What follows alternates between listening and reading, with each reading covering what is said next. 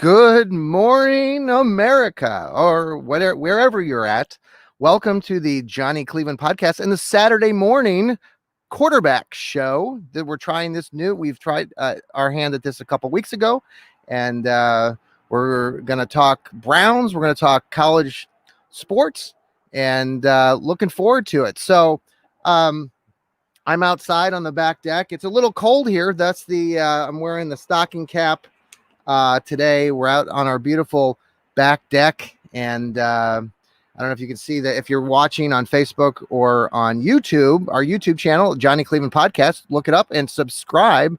You'll see some beautiful fall Ohio foliage in the great Buckeye State. Had a chance yesterday, went out golfing with Grant Mann, my co-host. He may show up. We'll see if he comes out. He was considering it. So we got a chance to go out and go golfing yesterday afternoon, and got some great photos of some great looking fall colors here in wonderful Ohio. Many of you know that I lived in Kansas for 26 some years and enjoyed living there immensely, but now have been back in the Ohio area for the last couple of years. And one of the reasons I love being back here is because of this season. It's a little chilly, like I said, but we love the colors and love being out here on the back deck. So welcome again to our podcast. And so this week is pretty big. We got a big game tomorrow, us Browns fans. We have not won in Pittsburgh in 16 years. And will this be the day? Will tomorrow be the day that we break that string? It's interesting if you go back, and I talked about this in the last podcast on Wednesday, that the correlations between what was happening with the Browns back in the mid to late 80s with Bernie Kosar. They had also had a streak prior to that where they were not winning, and Bernie and the boys went in there and won in the old Three Rivers Stadium. So will that happen again starting tomorrow? Will Baker and his group of guys go in there and show them that this rivalry is back? I think it's going to be one hell of a game. Looking forward to it. Every Browns fan I'm talking to in the last week is really excited, as am I. So lots of things to talk about with the Browns and the Steelers. We're going to finish today with the show where I look back a little bit at a couple historic moments in Cleveland, Pittsburgh history, as far as some bad blood between the two teams, and hopefully we'll continue that rivalry starting again tomorrow. There's going to be a lot of hits tomorrow, a lot of guys going down. We'll see who survives, right? So this week, the exciting news early in the week about on Wednesday, Thursday was that Odell Beckham was sent home by the Browns as a precaution measure because of having some sniffles and some things, and so they wanted to be proactive. Kept him home. He's also been tested for COVID and has come back negative multiple times. This morning, as of Saturday, he's back, has joined the team and is practicing. The other big news in the NFL, there's been a couple other teams. The Indianapolis Colts, who the Browns just played last weekend, they ended up having several false positives. And originally they came back positives. They were looked back at that, and they were considered false positives. So the Colts are in good shape. The Jaguars this morning, the Jacksonville Jaguars, had one positive case on their practice squad, so they've temporarily shut down their facility this morning. So there's a continuous, where players are being tested, things are, looking good. I find it just amazing to me that the national media just loves to continually talk about what's going on with the NFL. Should there be a bubble for the NFL? We're doing okay right now. We're in week 6. The NFL is adjusting. They're doing what they need to do. Their teams are following protocols. Some teams, obviously, like the Tennessee Titans, they got into some trouble not getting to play for the last couple of weeks because their team in association was really not following what they should have been. Thus, they had some positive tests there. But they're back playing. They beat the Bills this last weekend. But this whole idea that there needs to be a bubble. No, the NFL is adjusting on the fly, and it's working. And we're going to continue to play games, and hopefully, teams continue to do what they need to do so we can continue this season. I'm looking forward to it. So, the other big news for back to the Browns, with Baker, he got socked in the ribs last weekend. And today he's back practicing. Actually, yesterday he came back practicing with the Brownies. I'm concerned. I mentioned that on the podcast the other day. I mean, the Steelers are a dirty team, always have been. We'll talk a little bit about that toward the end of the podcast. But they're going to be targeting Baker, trying to go after him, and pinpointing those ribs. And Case Keenum is our backup. After that, you might have somebody like Jarvis Landry who might have to come in, who has played quarterback in the past. But I'm hoping that Case Keenum is ready to go in. I hope Baker survives. But with the rib injury that he had, and knowing the Steelers and how they have 20 sacks in the season, and they rush the passer more than 50%, they're blitzing 50% of the time on defense. Baker could be doing a lot of running and getting hit quite a bit. Hopefully our offensive line really is prepared. I'm really excited about this offensive line. Every time I watch film, listen to other folks talk about the Browns, that offensive line, Jedrick Wills, I saw some video from last weekend when Jedrick was playing up against Justin Houston, a good offensive lineman or defensive lineman from the Colts. And they were showcasing Jedrick's just ability pre-snap, looking, he had the guard Justin Houston, who was on the outside. He did a 45-degree technique. Just his hands, his footwork are just really, really very good for a rookie. Obviously, that's why we drafted him in the first round. Excited to see what he does against the Steelers. So again, the Browns have got a good offensive line. I think they're going to really do a good job of trying to protect Baker. This is a very big game for everybody. So I look forward to that. So, we know that this is a big game. This is a huge, I would say this isn't like the biggest game of all time for the Browns, but it's certainly one significant game in this season. I know it's only week 6. If the Browns do lose, which I don't think they're going to do, I think, they're still sitting at 4-2. It's going to be a full season of tough competition, but the Browns do have some easier competition compared. If you starting to look at records, teams like the Philadelphia Eagles, the Houston Texans, who they play coming off the bye after they play the Bengals, all are sub 500 teams. Saw some stat today that Carson Wentz, the Eagles quarterback, already has something like, I want to see like 12 interceptions on the season, which is like with Baker at this point. Mayfield's got 9 touchdown passes to only 4 interceptions, which is a lot better, percentage than he did last year when he had like 20 touchdowns and 21 interceptions. So something to look towards.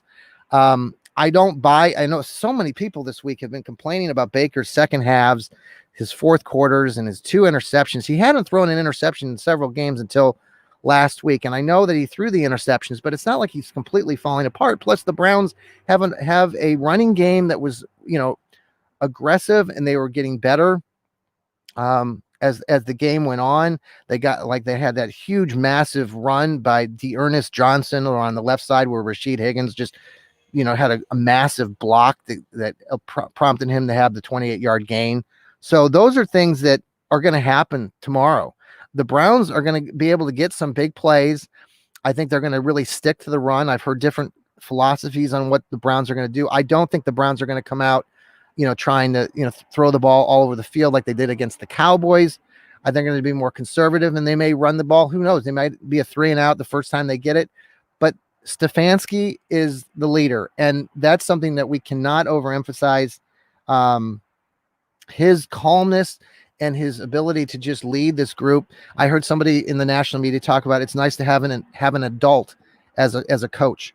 Freddie Kitchens last year was the guy that, he's a football coach, and he's, in a better situation. He probably would have more success, but he was not a leader of a whole team. He's the kind of guy that you go out with, but he's not the kind of guy that can control 53 different types of personalities, especially, players like, Odell Beckham, who, he gets over criticized anyway. But I'm glad that Odell's back.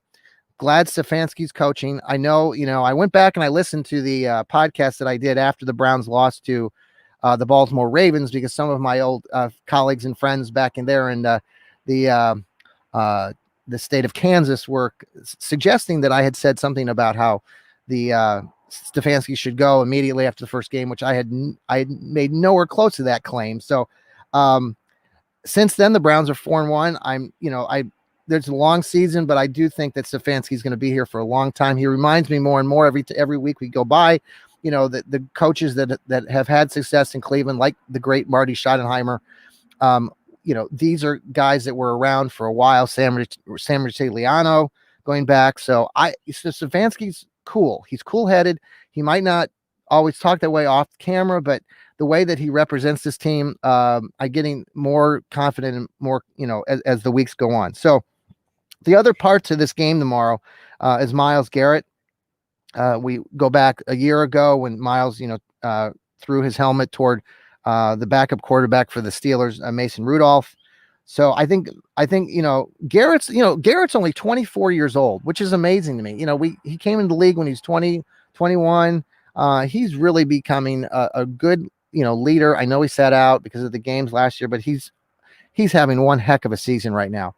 And look to him to really be disruptive tomorrow against Big Ben and the Steelers. So we'll come back and talk a little bit more about the Steelers toward the end of the podcast, but just switching gears a little bit, talking about the colleges today. The big game in the colleges right now is going to be Alabama and Georgia tonight. Alabama and Georgia. Alabama, I think, is second. Georgia's ranked third. Obviously, there's teams like the Ohio State Buckeyes that are currently ranked there, even though they haven't played. They're ranked number 6.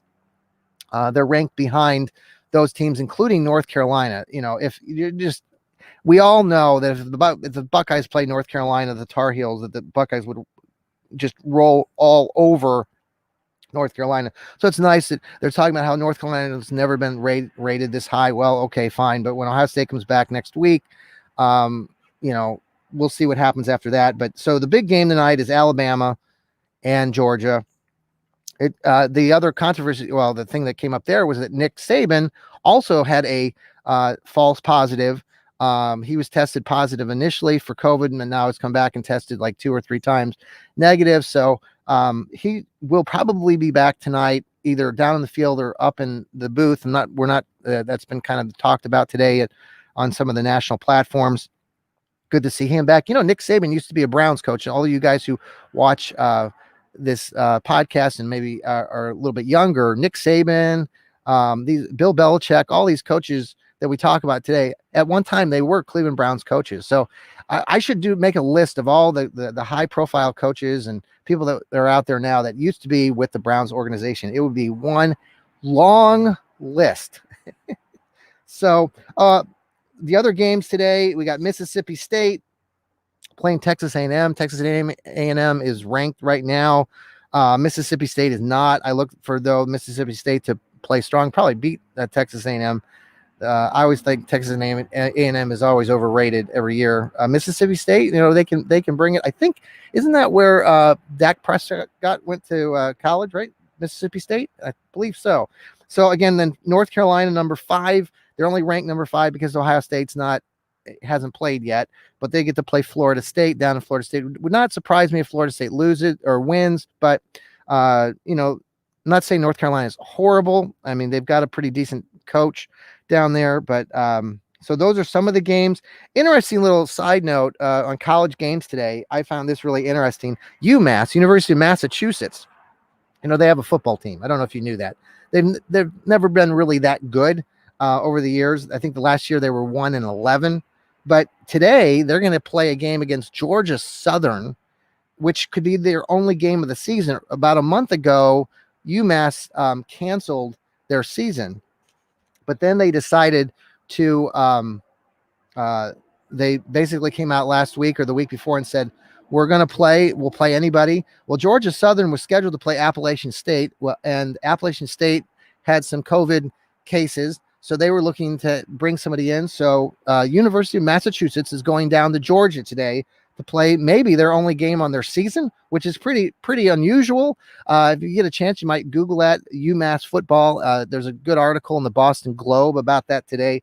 That, I'm happy for the coach. I'm happy for the players. These players that are at the college level work so hard at any all these levels and any sports, the volleyball, football, and give these kids an opportunity to play. So I'm looking forward to seeing if UMass can pull off the upset against Georgia Southern. Some other college news too that kind of came out, doesn't always involve football, but with winter sports coming up, sports like basketball, the NCAA announced today or earlier this week, that those players that are in these winter sports will be given another year of eligibility. So some of these basketball players, for example, that play for men's teams or women's teams, like the University of Buffalo. By the way, I'm wearing my UB New York. Many of you know that I have ties to Buffalo. Daughter Mariah played basketball for up there with Coach Jack and had a great 4 years there, graduated back in 2018. This used to be their Buffalo had this idea where they were going to really emphasize the New York part and make Buffalo kind of small. Well, now they reverted back to the University at Buffalo and then New York smaller. But so for 1 year, this is all their gear that they were selling. So it's just interesting how things change. But they're giving these kids now an extra year of eligibility. So technically, if you're a senior and you're playing basketball this year, you're going to be given an additional year of eligibility. So it's going to be interesting to see how coaches do that with their recruiting, and will they make space? How will they make space for that? I'm interested in finding out. Any of you college coaches out there want to join the podcast, I would love to have you on. Ask some of those questions. I know that's kind of new news for all of you too. So go UMass today in football. If you get a chance, pay attention to the UMass and Georgia Southern also. All right, give a shout out briefly here to before we get back to the Browns and my predictions for the NFL today. Want to talk about LeBron, the king. Remember that he is the king. All this controversy with LeBron versus Michael. I've said this many times on this podcast. We need to stop comparing LeBron to Michael, but I'm going to do a little comparison just for the sake of the discussion today, because there's so many people. I've mentioned this before, a couple times recently, this hate, especially by some folks right now, of LeBron. LeBron's trying to promote, getting out the vote, going to vote. Speaking of voting, before I talk about LeBron, this is awesome. Voting has already started across the country. And I saw a statistic this morning that of the absentee balloting that's going out at this point, the same point 4 years ago, 1.5 million people had voted through absentee. But at this now, today, that is up to 21 million. Now, obviously, we're going through a pandemic. Many more people are going to vote absentee, but it is a significant difference. It's good to see that people are going out and voting. I would encourage you to vote in November. It's coming up in about 2 weeks. So back to LeBron, though, he's been around the league for 17 seasons. That's a long time, folks. And he's been in 10 finals. He now has 4 championships. And, we need to, give him that respect. I think he even said that during his, when they got his championship, he said he wants his respect, because he hears it a lot. A lot of people on the other side that don't appreciate what LeBron's done in his career. I saw someone compare him more to a Muhammad Ali in his day. And I agree with that. I think, and that's where, Michael, Jordan did not want that sort of controversy, or maybe step inside the political world with that sports is sometimes. But LeBron has taken that on. LeBron, a reminder, he's opened this brand new school in the Akron, Ohio area, where he's also going to be paying for their education as they go through college. Just awesome things, and we need to give that respect to LeBron for that. But just brief comparison notes, and I heard this on national media. Nick Wright, who's a sports writer, part of the Fox News or Sports News colleagues up there, he was talking. He really respects LeBron a lot, and he likes to kind of promote some controversy between LeBron and Michael. But Michael Jordan, those first 4 seasons, it wasn't until Michael Jordan started in playing hoops for the Bulls back in '84, and the first 3 years that he played for the Bulls, they were sub 500. Their records were 38 and 44, 30 and 52, and 40 and 42. It wasn't until his 4th season that when they got Scottie Pippen, that's when the Bulls then started taking off. And it wasn't then between 88, 89, 90, 91, 92, and 95 that they won those 6 championships. But they was all with Scottie Pippen. Now, a lot of people say, well, LeBron had to go, get these super teams. Well, that did happen with, LeBron kind of started that sort of thing when he went down to Miami, and Dwayne Wade, Chris Bosh, and then coming to Cleveland, giving Kevin Love, Kyrie Irving. So there are these super teams, but you need to give LeBron the respect. He's been in the league 17 years, 4 championships now, with 3 different teams. That's historically, and the guy averages a triple double. So I hope and I believe that 20, 30, 40 years from now, people will look back at this. They're not going to be comparing LeBron against Michael, but they're going to appreciate both in that perspective. What Michael did was amazing, getting the 6 championships in such a brief amount of time, but he would not have been able to do that without Scottie Pippen. And you always need a second or third player, and LeBron's got in that. So props to LeBron for winning his 4th championship, and hope that they can get another one. I do miss him not playing for the Cavs now, but who knows? Maybe he'll come back for his final year before he retires. By the way, if you're interested, I've got my coffee here on this chilly morning here in the Buckeye State. Have my Johnny Cleveland podcast coffee mug that you can purchase through Zazzle. And thank you, family and friends who are purchasing these great items. You're helping out my podcast, and we're excited to bring you some entertainment. So I'm going to take a sip of my coffee here, right? Good coffee there on this chilly Saturday morning. So let's look at the NFL coming up this week. These are my predictions for the upcoming Sunday. So let's start with the Bengals are playing the Colts. Colts are on to play the Bengals. I look for the Colts to recover. They have the number 1 defense in the league, and I think they're going to just take it to the Bengals. I don't see the Bengals have a chance in this one, so the Colts are going to win that big. The other game I got here, Carolina are playing the Chicago Bears. I've always thought the Bears are overrated. I think Carolina, behind Teddy Bridgewater, who's a game manager. Robbie Anderson, remember that name? He used to play for the New York Jets.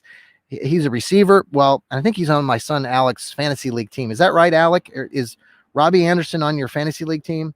So he's had 3 games now this season of over 100 yards receiving. So I look for Carolina to take care of the Bears. They're playing that game in Carolina. I think the Bears are overrated, and I look for for Carolina to win that game. Another big game of note will be the LA Rams are playing the 49ers. Now, in last year or two, especially last year, this would have been a really big game.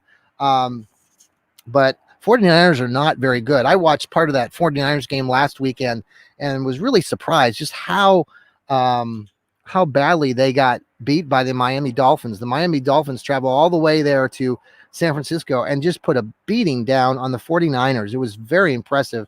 Ryan Fitzpatrick, the Dolphins quarterback, was just on fire.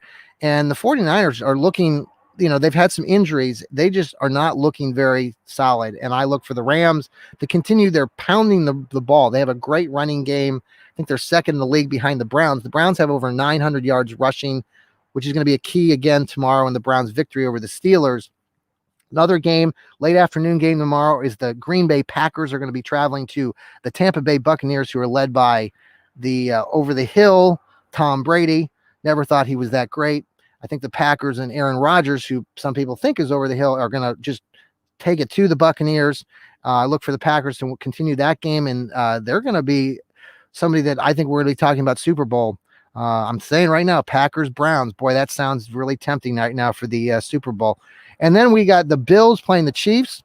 Chiefs kind of getting ahead of themselves a little bit with thinking that they're all that. I think they're a very good team. I think they're, obviously the Super Bowl champs. They picked up Le'Veon Bell, who was having some controversy there in New York. We'll see how he fits into that whole scheme.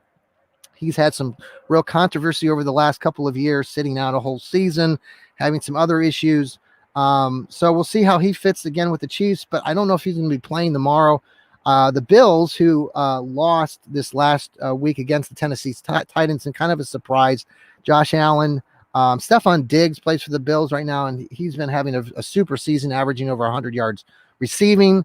The game is in Buffalo, and I think the Chiefs are, coming off that loss against the Las Vegas Raiders kind of late in that game. I think they were a little bit stunned. Now they have to come across the country and play in Buffalo. So I'm looking for the Bills to win this game. I think Josh Allen's going to come back and have a better game. I think the Bills have a good running attack.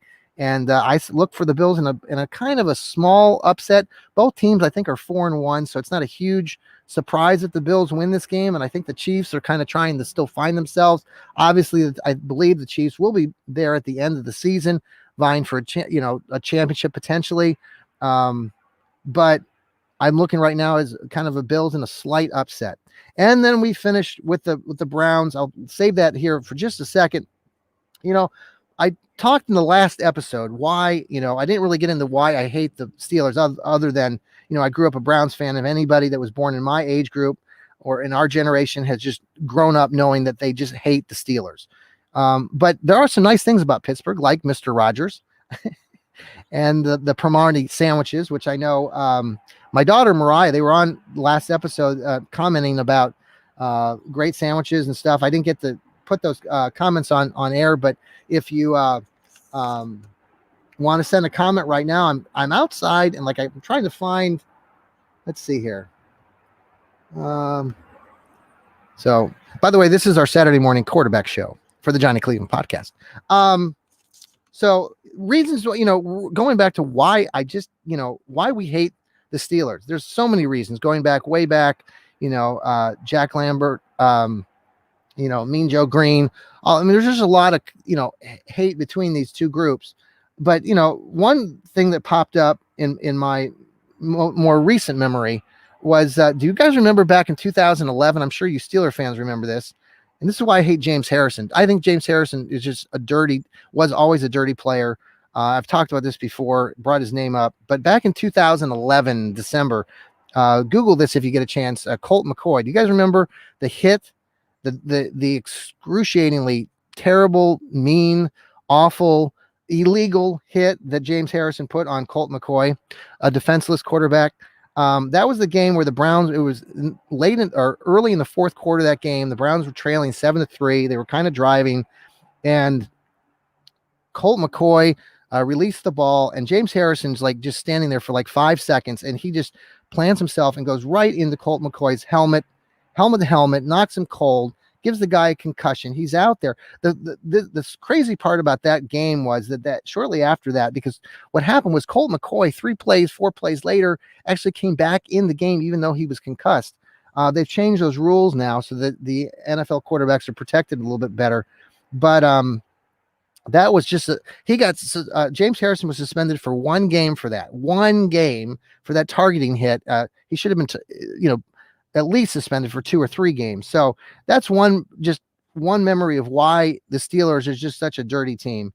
There's some other great memories though, as far as, the Browns and the Steelers, some of these games, like the game back in 2007, Josh Cribbs had that great 100-yard kickoff return. Do you guys remember that? But if you're a Browns fan, the Browns still lost that game. It was played in Heinz Field. That was back in 2007. Some of you might remember in 2003, the wild card game, where the Browns, behind Kelly Holcomb, who threw for 400 and 500 yards, it seemed like that day. The Browns were really in control of that game and really should have pulled that game out. Holcomb threw a late pass to Dennis Northcutt that Northcutt dropped, and that gave the Steelers just enough time to come back on the Browns defense that game that was not very susceptible, and the Steelers pulled that game out late, 36-33, when they really shouldn't have. So those are some of those memories that just sit with you as Browns fans of, why it's such a painful thing to watch this series. So that's why this game tomorrow is big, especially for us fans. Hopefully, I see this game going back and forth. I don't see the Browns jumping out to a big lead. I do think that they could get like an early field goal or something. They're not going to open up the playbook offensively. I do think that they could start doing that maybe in the second and third quarter. I look for Baker to have a better second half, especially if he can stay on his 2 feet and not get hit in the ribs too much. I do look for Case Keenum to be ready to come into the game. I look for the Browns to win this game. They're going to have a lead late. Steelers are going to probably come back. They're going to hit like a 2-point conversion at some point. Browns end up winning 31-29. The Browns are going to hit over 30 points for the 5th week in a row. Steelers, if you look at their games that they've been playing, they've been scoring anywhere between 26 and 29 points a game. So I'm going to give the Steelers 29 points, the Browns 31. Browns win. Browns go to 5-1, and people are going to really start going nuts here. If you're a Browns fan, I'm not going to predict Super Bowl, but I've said a couple of weeks now, Packers are definitely in play. And I think that the Browns, if they can continue to win big games like this, are going to get better. And even if they lose tomorrow, which I don't think they're going to, but even if they do, I think Stefanski has control of this team, and I think will be a good measuring stick. I look for the Browns to have a pretty easy schedule with games like I've mentioned, so that's going to be very helpful too moving forward. So the Browns in a big win tomorrow, 31-29. Tomorrow I'm gonna get out I mentioned this on the podcast, and I want to thank relatives out there in Kansas, Steve and Amy. Steve was kind enough to give me his electric football game, little Browns and Steeler little the little plastic players. We have one of those electric football games here. We're going to get that set up here at the house and have that put some photos on the social media so you can check that out. Maybe you still have an electric football game. You guys, get those out or share them with your old with the grandkids. If you have one, those are fantastic. Those are the games that we had before, all this stuff, Madden now and all the online gaming. So we did it before it was online that way. So everybody, I hope you have a great morning. Thank you for joining the Saturday morning quarterback show. And we will come back to you again tomorrow after the Browns victory over the dreaded Steelers for our dog post-game show. So stay tuned for that. And until then, everybody, have a great Saturday morning, great Saturday afternoon. And remember to keep smiling. Take care, everybody.